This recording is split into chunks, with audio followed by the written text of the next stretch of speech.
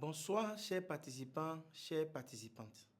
Nous allons aborder enfin le 5e module de ce MOOC sur la gestion des données en santé.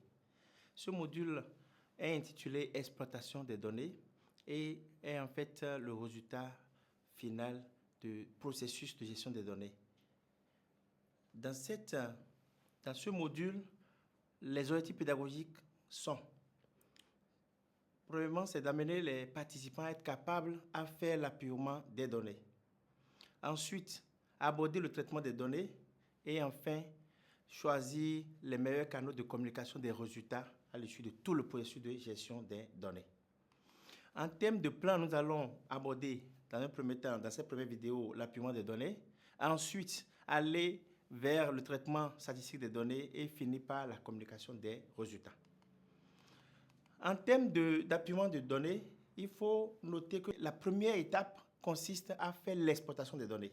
Alors, elle consiste en fait à pouvoir prendre les données validées, ayant fait l'objet d'une double saisie, d'un audit de la base de données, de la gestion des queries, donc tout le processus de nettoyage des données, donc à récupérer ces données, à les transférer vers un logiciel statistique pour faire l'analyse.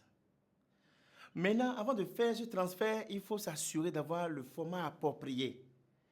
Pour chaque logiciel, il y a toujours un format qui est plus convenable que d'autres, notamment le format TXT, qui est souvent compatible avec la plupart des logiciels.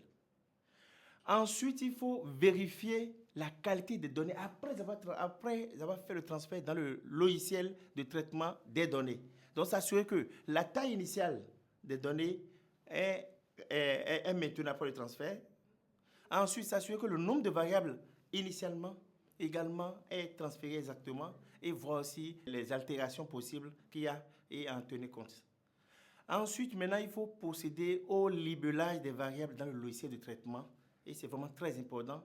Donc, prendre, par exemple, pour la variable sexe, il faut s'assurer que le code 1 est attribué au féminin et le code 2 est attribué au masculin si c'était exactement le cas dans la base initiale, avant le transfert. Ensuite, maintenant, une fois que l'exploitation des données est faite, il faut procéder au nettoyage des données maintenant. Alors, pour le faire, dans un premier temps, il faut visualiser les données pour identifier les observations à problème. Et dans ce cadre, il faut regarder les données manquantes, il faut regarder les données incohérentes et pouvoir prendre des mesures pour les corriger. Ensuite, maintenant, il faut procéder, spécifiquement pour le cas des données manquantes, il faut définir la proportion acceptable pour chaque variable utile pour le traitement statistique au regard du plan d'analyse. Ensuite, il faut faire un tri à plat de l'ensemble des variables pour afficher les proportions de données manquantes, donc pour pouvoir vraiment mieux apprécier l'ampleur des données manquantes. Il faut aussi procéder à la collecte complémentaire si possible pour combler les données manquantes ou bien décider alors de la méthode d'imputation statistique appropriée. Donc pour ce qui concerne la gestion des incohérences, il est conseillé dans un premier temps de vérifier si les règles de validation ou de contrôle établies initialement dans la base sont respectées ou pas. Donc ça, il faut vérifier et prendre des mesures. Ensuite, il faut produire des tableaux croisés pour détecter les incohérences entre les variables clés et faire les corrections appropriées. Et maintenant, il faut quand même noter que l'ampleur de la gestion des incohérences dépend surtout de l'étude en question et aussi du plan d'analyse établi.